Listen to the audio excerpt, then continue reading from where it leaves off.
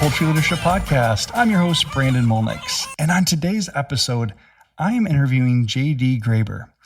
JD is the president of Michiana Equipment. And what's interesting about Michiana Equipment is who they service.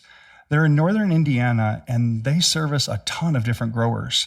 And I was really curious as I got to know JD of what makes his customers unique from other customers across the industry. And as a leader, I also wanted to hear his story because he's a younger guy. He's kind of done some really cool things. So with that, JD, welcome to the Poultry Leadership Podcast. Yeah, thank you, Brandon. Thanks for bringing me on. Like Brandon said, I'm from northern Indiana. I'm a farmer at heart. So my dad had 2 broiler barns when I was growing up, and my dad had started this business when I was 2 years old. So I would do some chicken chores and also help Dad on the equipment installation. I'd go to school during the winter, and summers I would help Dad. I'd mainly be the skid steer driver on the job site. So at Michiana right now, what we focus on is being that connection between the farmers and the integrators, and just helping them find solutions to everyday problems, and also basically finding solutions to make your farm cash flow. Well, that's really important in the industry that we're in, cash flow. So when you talk about equipment, what type of equipment do you provide? Basically, when the building is there, we're providing feed, water, ventilation, electrical. I would say 90% poultry industry and also about 10% on the hog side. And when you say poultry, it's not just broilers. You're big in the egg space as well, correct? That's right. Market swings. We're doing ups and downs, right? So right now it's hard and heavy on commercial layer stuff, and then usually the protein market swings, and we're also providing broiler and broiler breeders and pullets and so on. So JD, you are second generation in the business. How did you come to be the president? When Dad was running the business, it was funny because growing up, he was very much wrapped up in everyday work, and it would take a lot of his time. And I would always joke that I'll never have a part of that business. But, as you grow older and I guess, so to speak, wiser, I hope so, I saw that there was a real connection for me in the industry. In 2018, I was young, married, and lower 20s, and 2018 was kind of my turning point of Dad letting me take over some leadership responsibilities. And by 2020, COVID hit, we had a shutdown, and Dad really never came back after that. So I guess that's that. Family business, and I'm hoping to carry it on from Dad. You've started in 2018 taking over some of the leadership responsibilities. What were some of the first things you learned as you became a leader? Financials. That was my thing. Financials and people. I mean, you can be a one-man show and drive that bus if you really want to. That was actually kind of how my dad was geared. But if you want to grow and expand, you got to have your people. And then the financials. I have a funny story on the financials. Dad had everything in his head, and I kind of brought in more of systems. And about 6 months in, he asked me, "So how did you do on that specific job? On maybe a poultry barn. I don't remember what it was, and I'm like, we did good." He's like, "How'd you know?" I'm like, "Well, I quoted, here's my cost that I quoted with and my margin or whatever." And he's like, "What was your actual cost?" I'm like, "Well, right here, it's on the quote." He's like, "No, what was your cost? Your fixed, what was your cost?" So I had a kind of a hard knock there where he taught me right there that just because you quote it one way doesn't mean that's where you're going to end up with. And very important to know where your costs are. Yeah. As a project manager early in my career here, I quickly learned that what gets quoted doesn't always mean that it's profitable or that you've covered all of your cost. Especially the last, 8 years, those changing government, like politics stuff, man, we've had a crazy roller coaster. Yeah, I could see between COVID and now tariffs and your supply chain at Prism Controls, we've just recently started to see the effects of those 125% tariffs. And it's not necessarily on our suppliers' supply chain. The things that they buy then increases the cost, and then we have to pass that on to, basically through our customers. And wow, that changes things. So how have you been able to manage through that? How do you communicate, this change to your customers? Just Communication, I feel like that's the main part of business too, is just communication. And as soon as we heard about it, we just let our customers know. And there's really nothing you and I can do about it. We have to pass it on or we couldn't keep going. So just hoping they can make arrangements on their end, and we're tracking it per job. And at the end of the job, we'll have to pass it along. So, but it's creating a accounting challenge, that's for sure. Finance is one of those things that, I try to get my head wrapped around. And every time I think I have at least maybe 50%, I don't have a clue about it. But it is a challenge for upcoming leaders as they step into a position like yours, president of a company that, as you said, it was mostly in your dad's head. And I'm sure that that's hard to pass on, but sounds like you've been doing a pretty good job over the last 7 years since you're in that driver's seat now. Well, I've got this saying, first generation builds it, second generation uses it, and the third generation loses it.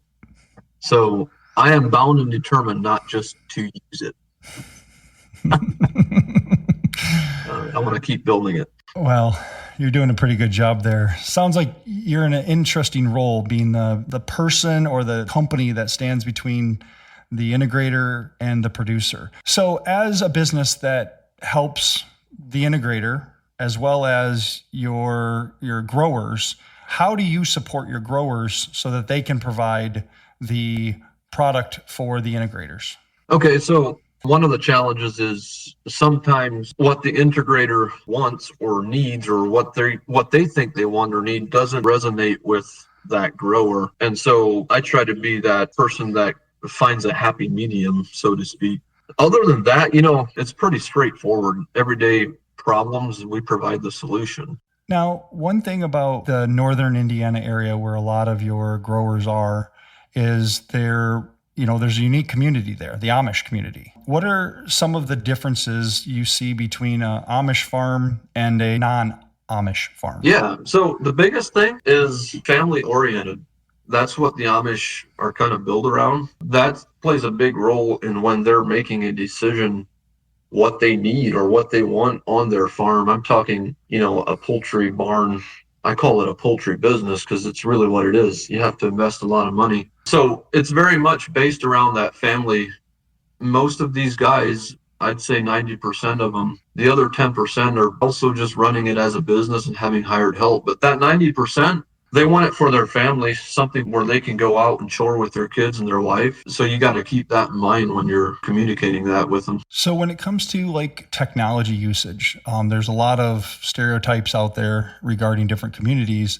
Can you share with me, what your growers typically, how they relate to technology? I would say they're very open to technology. I would say they're all about making chores and life easier as well. What kind of the pushback you get a little bit on technology is they don't necessarily want that connection, that internet connection. I'm specifically talking about a Google search connection where you can get kind of browsing and things like that. But other than that, I would say it depends a little bit. Just like you say, there's a lot of different opinions and scenarios, but for the most part, they're very open to technology. What would you say the average size farm or barn or flock that your typical grower manages? I would say 20,000. 20,000 birds. On the hogs barns, you're looking at, smaller too, 1,000 to 2,000 hogs. Why 20,000? That number seems to be across the board. No matter which state it is, 20,000 seems to be that magic number. So a lot of these barns, when they started doing the 20,000s, was also geared around pasture. I would say a typical farm setting is between 80 to 100 acres. And some of those acreage got sold over the years. A lot of these farms are sitting at about 40 to 50 to 60 acres. It works good for the farmer that way. And then the integrator, the 20,000 bird number works good for feed delivery, egg pickup about once a week on those. And that's probably where it landed. I mean, right now, the last couple of years, that number had started to climb a little bit just to make it cash flow. Okay. But yeah. That's interesting because, as the farms started across the U.S., from Texas, that 20,000 number, and it makes sense if that's the size of the load of feed or the pickup of eggs, that makes sense then. Usually that number falls because of something that was developed that really nobody even thinks about, but it's the kind of what causes the bottleneck in the flow, whether that's feed or egg deliveries or pickups or stuff like that. That's really interesting. And so that makes sense that one size of the farm is based on the acreage, and a 20,000 bird house probably fits it really well because they're not just raising chickens. Most of these farms I see have other species of animals on them to keep them sustainable. Now, when it comes to topics like sustainability, it's my understanding that the Amish really take sustainability to heart. Can you explain that to me? I think it's just a natural thing. I don't think sometimes it's like an unconscious way of just doing something, and it just turns out that it's sustainable, right? But for an example, a lot of them aren't hooked up to the grid on power. So the alternative is a generator. And in the last 10 years, it's been solar power. And then on like the farming side itself, I would say it's very much geared toward having your own garden, having your own animals. And now in today's world, we'd call that sustainable. And yet it's what we've done for generations. So I think it's kind of an unconscious act. And you know what? We're getting away from that as far as a lot of the Amish farms or lifestyle is actually kind of gearing towards city life. And that's another thing that we do at Michiana Equipment. Some of these Amish farmers are not necessarily up to speed, and that's where we can help them understanding how to take care of their animals. Well, with the vast diversity of farms and equipment, I mean, you get to see how everything's run. Plus you're talking with the integrators, which is key. I mean, that relationship with the integrators is pivotal to making sure that your growers have something that's a product that they can sell, where to get that product to. That is really interesting there. And as you said, they're starting to kind of accept modernization more and more as the generations go on, which is pretty typical across the United States from the different communities similar to the Amish that I've been able to meet and greet with over the years. So I want to get back to you and your growth. What's a challenge that you're facing today that maybe you didn't face in 2020 or 2018? Being a business leader, it's like playing whack-a-mole. You know the game whack-a-mole? I do. Like you hit the one problem down or you quench that one fire and something else pops up. I guess I'm numb at this point, right? I don't know if you call it that way, but all I'm saying is I don't know that there's really something major. There's always uncontrolled threats, but to say that there's a bigger challenge now than it was in 2018, nothing resonates with me right now. I get the whack-a-mole principle. There's days where I have a perfectly open schedule that I have all planned out for stuff to catch up on. And it's inevitable that meeting shows up, this email comes in, this phone call comes in, this team member reaches out for support, family stuff jumps in, and you're like, where did the day go? And no matter how much I want to control my schedule in my life, I realize that the more responsibility you're given is more opportunities for distractions and other things to come in. How do you prioritize it? I start my week on Monday mornings and basically kind of organize my thoughts with Outlook calendar. And I've learned over the years, don't schedule too tight. And the thing about it is I like to take time for the people. It doesn't come naturally for me. I'm more geared towards getting things done. I consciously need to set time aside to connect with my people, the employees, the integrators. And I just try to start each week out, kind of getting my brain sorted out. I'll comment a little bit on a challenge that, as you were talking, Brandon, something popped in my head. Biosecurity, right?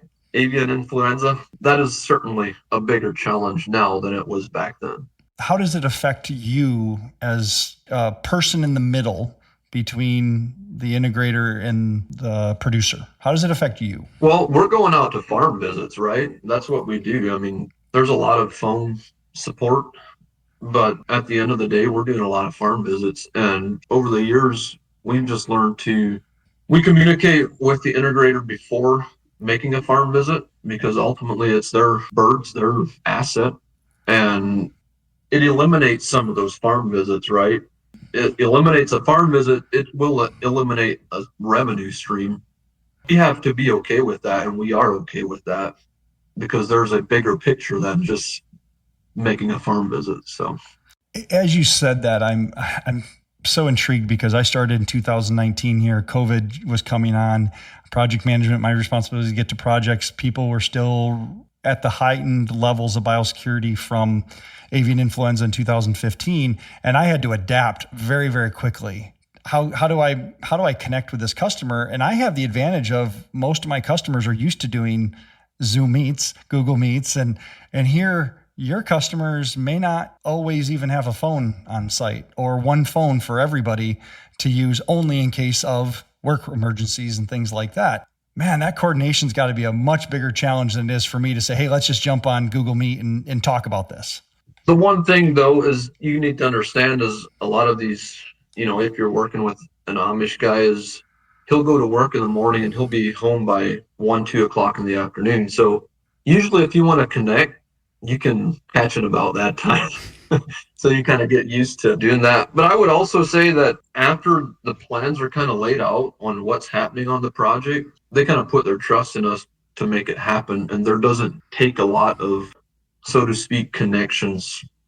Yeah, you do connect throughout the project, or you sure try to, but I think you know what I'm trying to say. Yeah, absolutely. No, I mean, it's interesting to be in your role. I mean, you're in a very niche spot that in the layer market, there's less integrators and producer relationship. A lot of the farms that I see have their own vertical integration where they're literally their own feed mills, their own houses, but you're in that sweet spot where actually providing a service that there's not too many people doing what you're able to do, especially in that area. So kudos to you for helping and being part of that, because you're obviously being very successful in helping your community out as well, because a lot of these folks, they're family to your family. I mean, they started doing business with your dad, and I'm assuming they're still doing business with you. That's right. That's the other thing about the Amish community I've learned over the years is when something happens, the entire community reacts and responds. Am I right on that? You're right. Yep. Give me an example of something you've seen. Have you been witness to like a catastrophe on a farm where everybody came together and just jumped in and made, someone got hurt, someone got sick, and I'm assuming you've seen lots of stories. Yeah. Yep. Just happened last month. We had a guy that got birds. This was a 20,000 bird layer facility. He got birds, I want to say 1st of March, and so I'm going to point out a little bit of a weakness in us, right? Because we're not perfect. He had ordered a packer to collect his eggs with, and lead times are sometimes a challenge. So he was there gathering eggs for a month without a packer. In the meantime, he had a farm accident where his team of horses and the equipment literally ran over him. So he was in the hospital. And at that point, the neighbors and whoever, I guess, family neighbors just came together and packed his eggs for him. And that's kind of what we do when something happens. And I'm not saying this to sound like Amish is better or anything like that. I'm just saying it's kind of a culture thing where when something like that happens, people jump in and just make it happen. Yeah, my experience from a situation that happened back when I was a paramedic, it was a tragic accident that I had to, manage. And this community support was amazing. I followed up for quite a while with the family and was part of many, invited in as one of the first responders. They really invited me in because they realized what I was dealing with in the aftermath of the event. But it was interesting how long people stayed and ran their farm for them while mom and dad recovered and their kids recovered from their injuries. And, going through the entire event, I was just mesmerized because to this day, I know I could step back on their farm and they would welcome me in like family because of just how caring and supportive they are. And it's a kudos to your community because not every community is like that. There's a lot of farms that step up. Believe me, I've seen it with farming accidents where, crops need to go in and all the farmers get together and they plant the crops, hay to be baled and corn to be harvested. But what's interesting is you see Amish buggies come from everywhere. people that you didn't even know there was that many folks in the area, and man, they're everywhere. And it's awesome because they just drop everything and they do it, and they still get their chores done, and they come together. And so that's amazing. That's a testament to the community. And it's always a blessing to hear how it responds in the event of a tragedy. You hear barn burns down one day and 2 weeks later it's already rebuilt. Things like that just can't happen with normal construction with everything else that goes on. Yep. That's testament there. So JD, as we continue on here, you're a young leader. I want you to step back and think of someone else just getting into the industry, some young leader that you get to take under your arm for just a moment and say, man, I wish somebody would have told me this when I started being a leader. What would you say to that new leader just getting started? Oh, just relationships. Keep building relationships, and then also help people. Just help people. And sometimes it almost doesn't make sense. Like, it might even be a competitor or whatever. But you know what? If you help them, somewhere down the road, you're going to need help too. If you can build relationships with your vendors, customers, integrators, just basically the poultry industry as a whole, like, take time to go to Atlanta and Minneapolis, connect with the industry. To me, that's key. How do you build those relationships without going to Atlanta and Minneapolis? Because there's not as many producers going to those big events. Between HPAI, the cost, we're just not seeing the numbers attend that event. From at least my perspective, there isn't. So how do you build relationships outside of those two key events? I'm not big on cold calling. I don't do a lot of cold calling. But I think if you are out there, people will find you. Take every chance you get is what I'm trying to say. Is like, sometimes it might take, I don't have a schedule. Like, some days I can take off, right, and spend the time with the family. But other days I work from 4 o'clock in the morning to 8 o'clock in the night. So there's going to be opportunities to connect is what I'm trying to say. And just don't let them pass by. And I'm assuming you're not always connecting about your work. You're connecting on a personal level, so they're going to talk to you. Go fishing. Go fishing.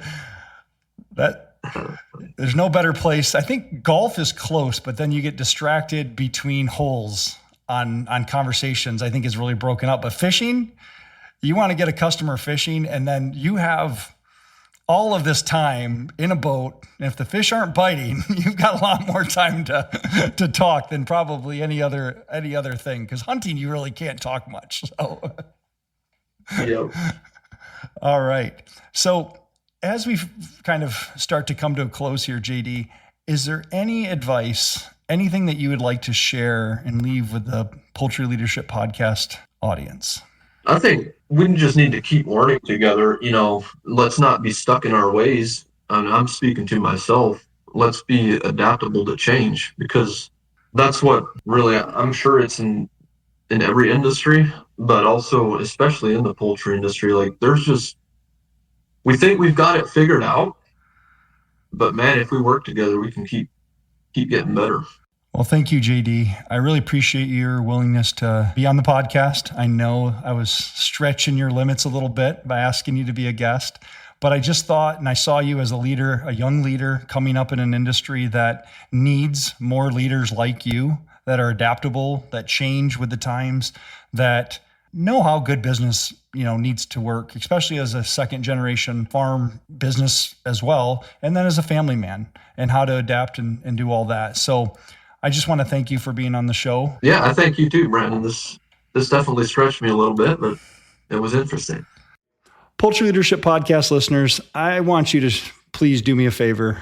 Please share this episode. This podcast continues to grow its audience because you simply share this with your friends and family, and make sure that others know that there's a resource out there to help them develop in the poultry industry. This is free. They can tune in, listen. Some episodes, maybe they learn something, but as we continue to bring you amazing guests like JD, I just want you to make sure that you continue to share this with your friends and family, either on social media or just by in the podcast, leaving a review. So I can't end this podcast without talking about our sponsor, Prism Controls. As we continue to evolve and adjust to the industry, this is an opportunity with this sponsorship to just continue to help the industry grow and adapt and respond. We're in a time where avian influenza has really made the industry adapt. And so we're adapting with it. As a company, Prism Controls continues to modify its products and adjust. But please, if you're a listener to this podcast, reach out to Prism Controls, say thank you for the podcast, tell them you're a listener. That way they know that they're doing the right thing by sponsoring this podcast. So listeners, look forward to having you listen next time.